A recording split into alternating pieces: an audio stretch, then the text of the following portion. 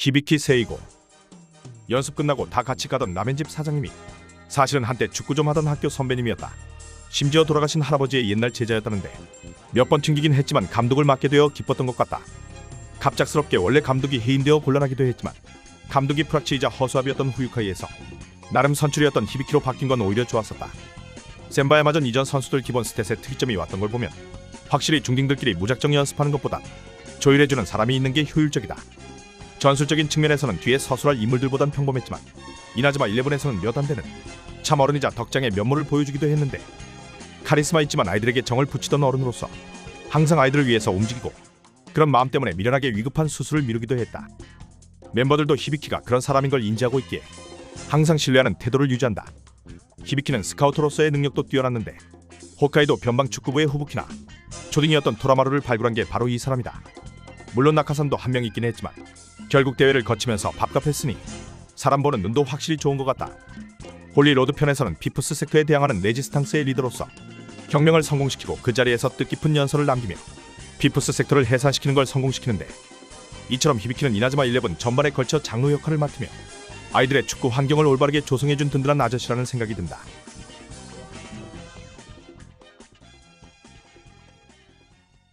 키라 히토미코. 이나즈마 11에선 히토미코부터 전해져 내려오는 전통이 있는데 바로 감독들이 지시 의도를 절대 자기 입으로 밝히지 않는 것이다. 아버지 세이지로의 계획을 막기 위해 라이몬에 합류한 히토미코는 SP 픽서조와의 첫 시합부터 이런 면모를 바로 보여주는데 가뜩이나 인원 한 명 딸리는 상황에서 경기를 하던 중 다짜고짜 선수 3명을 필드에서 내려버린다. 제미니스톰 2차전에서는 후반전부터 키퍼인 엔도를 제외한 10명을 하프라인에 밀집시키는 외계인도 당황할 만한 발상의 하이라인 전술을 펼친다. 다행히도 라이몬에는 기도가 있었고 히토미코의 수수께끼 파괴에 완벽히 성공하는데 막상 답안지를 보니 능력 있는 감독은 맞는 것 같다.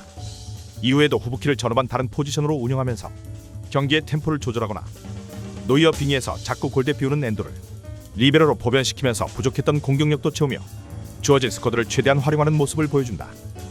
작중에서 히토미코는 지상 최강 11을 꿈꾸긴 했지만 시리즈 중반까지는 팀 로스터가 빈약한 편이었다.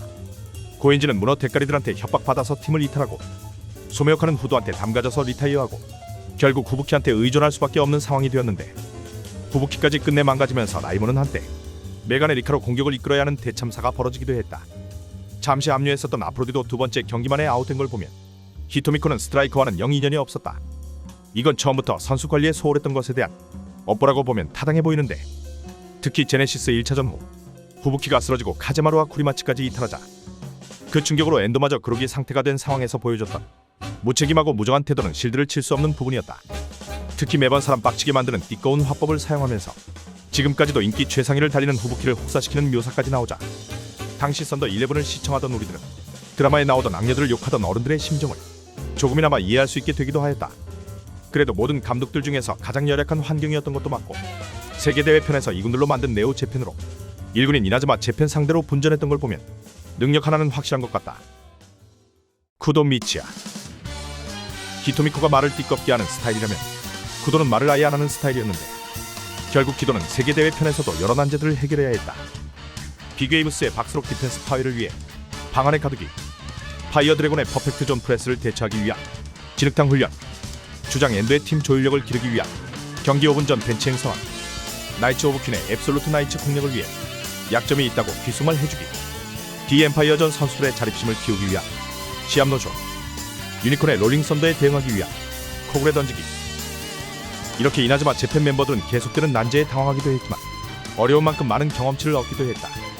실제로 대회 시작 시의 팀의 전력을 생각해보면 쿠도는 엔도 일행이 우승할 단 한 가지의 수를 보고 장기적인 플랜을 설계해 선수들을 인도한 이나즈마 11의 닥터 스트레인지 같기도 한데 정작 가장 중요한 오르페우스전부터 결승까지는 특별한 지시를 하지 않았던 것도 그러지 않아도 된다는 걸 알아서였을지도 모른다.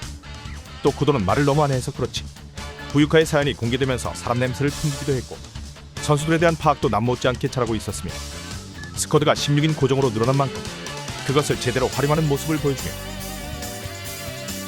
이나즈마 11에선 처음으로 두드러진 용병수를 보여주기도 했다.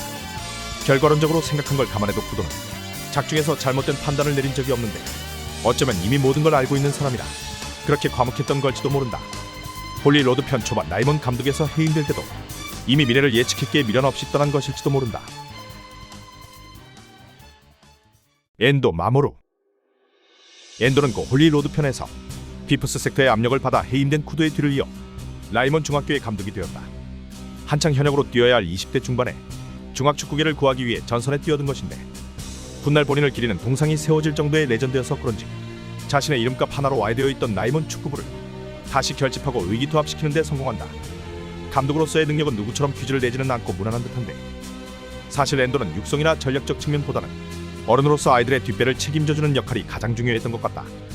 이후에는 갓 에덴을 조사하기 위해 감독직에서 잠시 이탈하기도 하고 페이를 지키기 위해서 대신 납치당했다가 사망 처리가 되기도 하는데 많이 힘들었었는지 갤럭시에선 자라크로를 영입하는 일을 끝으로 더 이상 특별한 관여는 하지 않는다. 키도 유우토. 키도는 엔도와 마찬가지로 프로 생활을 잠시 중단한 채 지역 예선 준결승에서 라이몬의 상대인 제국의 총수로 등장하는데 제국이 격파당하고 레지스탕스의 뜻대로 라이몬의 코치로 합류하게 되며 엔도가 자리를 비운 기간 동안에는 감독 대행이 된다. 키도는 감독이 되자마자 제국식 하드 피지컬 트레이닝을 시작했는데 사실상 객기와도 비슷한 투지 하나로 대회를 헤쳐나가던 라이몬의 어떻게든 될 거의 정신의 약점을 보완하고자 했던 것이다. 처음엔 훈련의 과한 난도로 선수진의 불만을 사기도 했으나 애초에 멤버 전원의 데이터를 미리 분석해서 한계점을 파악해 개별 연습 메뉴를 만들었었고 빠른 피드백을 통해 선수들의 납득도 얻어내 결국 신도 일행의 기초 체력 향상에 큰 기여를 하게 된다. 이는 당장의 홀리로드는 물론 이후 200년 미래의 신인류들 상대로도 맞서 싸울 수 있게 해준 피지컬의 밑거름이 된 것으로 보인다. 무인편에서의 역할과 비슷하게 키도는 팀에서 주로 전술 분석관 역할을 맡게 되었는데 홀리로드는 전국 대회부터 러시안 룰렛 경기장을 사용하면서 경기 중에 즉각적으로 그라운드의 성질까지 파악해야 했다. 게다가 5경기 중에 3경기는 상대가 이미 스타디움 특징을 알고 있는 정보의 불균형 속에서 대결이 이루어졌지만 키도는 천재 게임 메이커로 불리던 명성에 걸맞게 그 악명 높은 핀볼 스타디움까지 단시간 안에 분석 완료하면서 불리한 상황을 극복하고 자신의 능력을 증명하는 데 성공했다. 사카마키 토구로. 사카마키는 크로노스톤 엘드라드의 주요 임원으로서 라그나로크 에피소드에서 프로토콜 오메가 멤버 위주로 이루어진 엘드라드 2팀의 감독 역할을 맡게 된다. 엘드라드 2팀은 결성 때부터 잡음이 많았는데 프로토콜 오메가 내에서도 세력 갈등이 있었고 거기에 비협조적인 성격의 라이몬 멤버까지 추가되면서 팀이 네 갈래로 찢어진 것이다. 이런 상황에서 사카마키는 본인이 조율할 생각은 하지 않고 주장인 신도에게 모든 일을 부담시키는데 결국 선수들의 조직력이 박살난 채 경기가 시작됐고 지면 큰일 나는 시합을 전반전에서 3골을 내주며 밀리게 된다. 그럼에도 사카마키는 여유로운 모습을 보이며 선방률 0% 골키퍼를 메카 엔도로 교체시키고 신도에게는 급한 상황임에도 여김없이 수리 추론 문제를 낸다. 정말로 패배하면 지읒대는 상황에서 왜 이랬는지는 모르겠지만 끝내 자라크와 신도의 캐리에 힘입어 라그나로크 2차전을 4대3으로 역전하면서 유일한 승장이 된다. 아무래도 다른 감독들은 똥씹은 표정하고 있을 때 혼자서 실실 웃고 있던 건 근자감이 아니었던 듯하다. 초키눈.